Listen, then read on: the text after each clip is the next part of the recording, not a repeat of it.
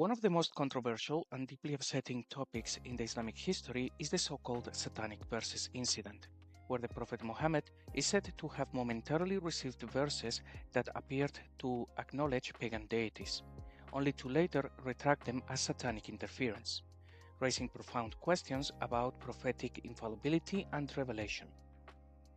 In this video, we're going to examine what the renowned historian al-Tabari reports about this event. Al-Tabari died in the year 923 AD.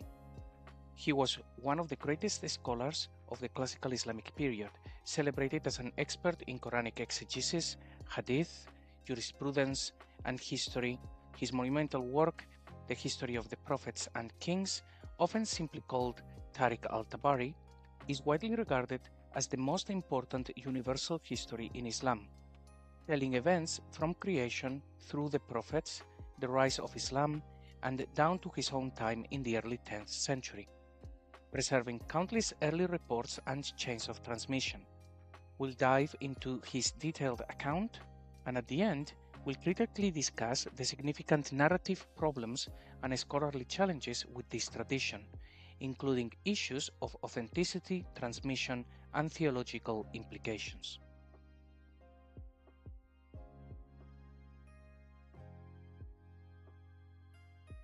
The messenger of God was eager for the welfare of his people and wished to effect a reconciliation with them in whatever ways he could. It is said that he wanted to find a way to do this, and what happened was as follows.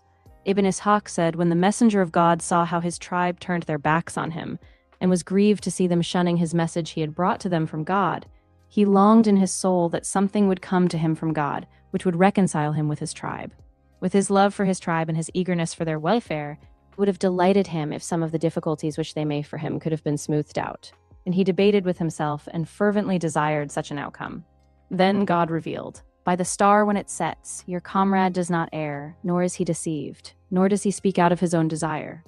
And when he came to the words, have you thought upon Al-Lat and Al-Uzza and Manat, the third the other?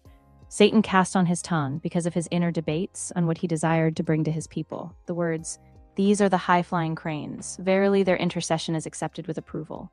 When Quraysh heard this, they rejoiced and were happy and delighted at the spoke of their gods, and they listened to him. The Muslims, having complete trust in their prophet in respect of the messages which he brought from God, did not suspect him of error, illusion, or mistake. When he came to the prostration, having completed the surah, he prostrated himself, and the Muslims did likewise, following their prophet, trusting in the message which he had brought, and following his example. Those polytheists of the Quraysh and others who were in the mosque likewise prostrated themselves because of the reference to their gods which they had heard, so that there was no one in the mosque, believer or unbeliever, who did not prostrate himself.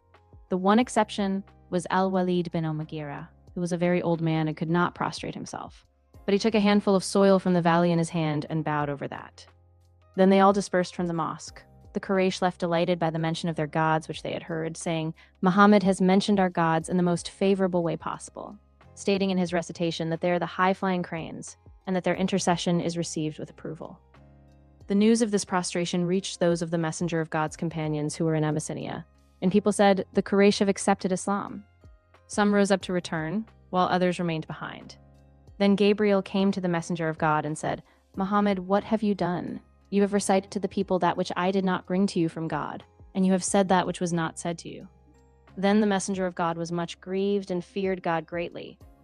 But God sent down a revelation to him, for he was merciful to him, consoling him and making the matter light for him, informing him that there had never been a prophet or messenger before him who desired as he desired, and wished as he wished, but that Satan had cast words into his recitation, as he had cast words on Muhammad's tongue. Then God canceled what Satan had thus cast, and established his verses by telling him that he was like other prophets and messengers, and revealed, never did we send a messenger or a prophet before you, but that when he recited the message, Satan cast words into his recitation. God abrogates what Satan casts. Then God establishes his verses. God is knower, wise. Thus God removed the sorrow from his messenger, reassured him about that which he had feared, and canceled the words which Satan had cast on his tongue, that their gods were the high-flying cranes whose intercession was accepted with approval. He now revealed, following the mention of Al-Lat, Al-Uzza, and Manat, the third the other, the words, are yours the males and his the females? That indeed were an unfair division. They are but names which you have named, you and your fathers, to the words to whom he accepts. This means, how can the intercession of their gods avail with God? When Muhammad brought a revelation from God, canceling what Satan had cast on the tongue of his prophet, the Quraysh said, Muhammad has repented of what he said concerning the position of our gods with God, and has altered it and brought something else. Those two phrases which Satan had cast on the tongue of the messenger of God were in the mouth of every polytheist, and they became even more ill-disposed and more violent in their persecution of those of them who had accepted Islam and followed the messenger of God. Those of the companions of the messenger of God who had left Abyssinia upon hearing that Quraysh had accepted Islam by prostrating themselves with the messenger of God now approached. When they were near Mecca, they heard that the report that the people of Mecca had accepted Islam was false. Not one of them entered Mecca without obtaining protection or entering secretly.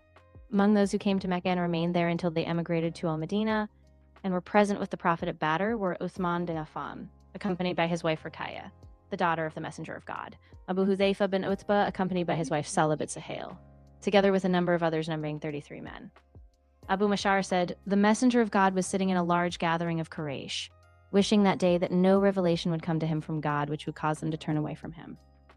Then God revealed, by the star when it sets, your comrade does not err, nor is he deceived. And the messenger of God recited it until he came to, have ye thought upon Al-Lat and Al-Uzza and Manat, the third the other?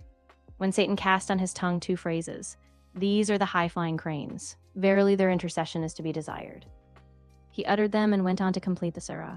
When he prostrated himself at the end of the surah, the whole company prostrated themselves with him. Al-Walid bin al-Mughir raised some dust to his forehead and bowed over that, since he was a very old man and could not prostrate himself. They were satisfied with what Muhammad had uttered and said, we recognize that it is God who gives life and death, who creates and who provides sustenance. But if these gods of ours intercede for us with him, and if you give them a share, we are with you. That evening, Gabriel came to him and reviewed the surah with him. And when he reached the two phrases which Satan had cast upon his tongue, he said, I did not bring you these two. Then the messenger of God said, I have fabricated things against God, and have imputed to him words which he has not spoken. Then God revealed, and they indeed strove hard to beguile you away from what we have revealed to you, that you should invent other than it against us. And then you would have found no helper against us. He remained grief-stricken and anxious until the revelation of the verse, never did we send a messenger or a prophet before you, to the words, God is knower wise. When those who had emigrated to Abyssinia heard that all the people of Mecca had accepted Islam, they returned to their clans, saying, they are more dear to us. But they found that the people had reversed their decision when God cancelled what Satan had cast upon the messenger of God's tongue. If you enjoy uncovering the truths behind Quranic verses, mistranslations, fabricated hadiths and tafsirs, hit the like button and subscribe now. And stay tuned for the next exposés. Thank you. Now, on with the show. Of course, the theological problem is immense. If at one point Satan appeared to Muhammad and told him to say words that were not from God, and Muhammad couldn't tell the difference between Satan and Jibril, it poses the question, how can we know that there are no other verses in the Quran that are also from Satan? After all, if Satan deceived Muhammad once, he could have deceived him a lot more. In fact, the whole book could have been from Satan. When we then hear that no, that's not the case, because Jibril then appeared and said, hey, I didn't tell you those words. But it is already established that Muhammad couldn't tell the difference between Jibril and Satan. However, the problem doesn't even end there. That's actually where it begins. Remember these shows that we have discussed here on the channel? We have gone through verses like the ones that talk about Jesus not being on the cross and about Mary, sister of Aaron. When we go to the tafsir writers, we can see very clearly that their job was to just say anything and everything to keep people believing that the book was divine. Alas, they had no idea what they were talking about, hence why there were so many contradictory accounts about absolutely everything. So the same tafsir writers that had no idea about the verses about the cross, about Mary, sister of Aaron, about the verse that says the begetter and what he begot, and so much more, are the same people who tell us what happened with the Satanic verses. But I want you to take one moment to pause and think. Let's look at the verses. The verses read, so have you considered Al-Lat and Al-Uzza and Manat, the third one, the other one? Is the male for you and for him the females? That then is an unjust division. They are not, but names, you have named them, and so on and so forth. Did you feel a break? No? Do you see how it all follows through very naturally, as it is part of one story? The so-called satanic verse from Satan was meant to be in the middle of these verses. But think about it. What that would mean is that Jibril would be giving a revelation to Muhammad, and then, halfway through a sentence, he would stop and go away to have a coffee and a break, at which point Satan appears to just say one little tiny sentence disguised as Jibril. Satan would then disappear, and Jibril would then return and continue the sentence just like we have read it. Do you see how that is nonsense?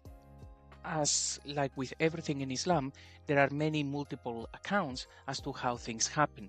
Some Muslims will tell you that Muhammad had received the full Quran into his heart, and then Jibril will help him to recall it, but he already had the full knowledge of the Quran.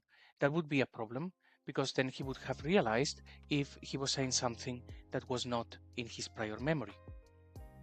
Others will say that every time that Muhammad received a revelation, he felt intense pain. He shook, just like in the cave of Hira when Jibril was choking him, which is something that angels famously do. If he received revelations from God by shaking, and that's what tells him that the revelation is true, that means he would have felt exactly the same thing when he received a revelation from Satan. In other accounts, Jibril appears to Muhammad in the shape of the very handsome Dihiyya, and they walk around and people point at Dihiyya and say, why is the Prophet spending so much time with Dihiyya? And he would say, that's not Dihiyya, that is Jibril, who has taken the shape of Dihiyya. Yes, because that doesn't sound sus, right? But if that is the case, that means that he would be in the presence of the angel who tells him what he has to say. It doesn't really matter what explanation we follow. We see that the satanic verses could not have happened. At no point you could have had Satan impersonating Jibril just for a second. As we have seen in the previous videos, the tafsir writers had one job, and that was to try to make sense of what the text in this book we call the Quran actually was about. Their job was to try to interpret it, try to read it in a way that still makes Muhammad being the last prophet, Islam being the true religion. In order to do that, they played with diacritics, they inserted alifs, they inserted hamzas, and they did a lot more to try to make sense of this book. You can see, for another example, the video that we have on the channel analyzing the paper from Munther Yunus, who goes through a number of verses and puts forward that they were very much misread from the start. His rendering is probably more directionally correct and shows how the people who were tasked with writing the Quran and also interpreting it, they had no idea what the original text actually said. Therefore, when we consider that the tafsir writers just write stories upon stories upon stories, just to keep people deceived into the illusion that the Quran is divine and it has no errors, we should conclude that the obvious answer to this verse is that it was never in the Quran, it was never recited. It had nothing to do with Muhammad, Satan, or Jibril. That the text that we now call the Quran said from day one what is written right now. However, tafsir writers, early scholars, started to make up stories to justify verses, and when they thought that these verses talked about Allat, Al-Uzza, and Manat, somebody would have explained this away by giving a little bit more context. That would be a way of giving a backstory to some verses that make no sense. How could you understand from what it is written what the original text actually said? It's talking about 3 false deities, and the job of the tafsir writers was to make sense of it. And this is tafsir writers before actual tafsir writers. I'm talking about the early scholars of Islam, probably still during the Umayyad period, whose job was to turn this into a divine book. If therefore you are faced with some verses that say, have you considered Allah, Lut and Manat, and the third one the other, is the male for you and for him the female, it makes perfect sense that they would have had to give it a little bit more of a backstory in the context in which Muhammad would be speaking these words. Later on, when this story is being told to the people, they realize that it is very embarrassing. Then, of course, in order to fix it, and as we can see in Islam all the time, they would need to go and look for a verse that could be used in order to explain away the fabricated story of the Satanic Verses, and the verse chosen was one that everyone had spoken words from Satan. Or, just to sum up, it doesn't matter what road we follow, the conclusion is the same. If the Satanic verse was in fact given to Muhammad, it would show clearly that Muhammad couldn't tell the difference between Jibril and Satan. Therefore, the verse that says that previous prophets spoke also such words would have been a way of explaining away a tradition that was popular, which is Satan did cast evil words into the mouth of Muhammad. I think the most logical explanation is that that verse was never seen as a revelation in any kind. It was invented by tafsir writers in order to explain away the verses that we have in the Quran. So that's all for today. I hope you have enjoyed this very brief show on the Satanic Verses. If you have any questions, let us know in the comment section below. Stay tuned for the next episodes. See you all soon. God bless. Bye-bye. There is only one Quran, right? Every Quran in the world is the same. That's what you've been told. You have been told a lie! There are approximately 26 of the Quran. 26 different Qurans! There are 0 Dawa guys apparently left on the planet who are willing to defend Muhammad in a debate. Everybody can go and read it. This is a book full of mistakes in Arabic, in the grammar, in the spelling, in the pronunciation. Whoever wrote the Quran made an error because they didn't quite understand what was written in the 7th century in the Torah and the Injil. Stay away from these translations. They are propaganda. We know that stories about Muhammad were made up on an industrial scale. What in the world is this Injil?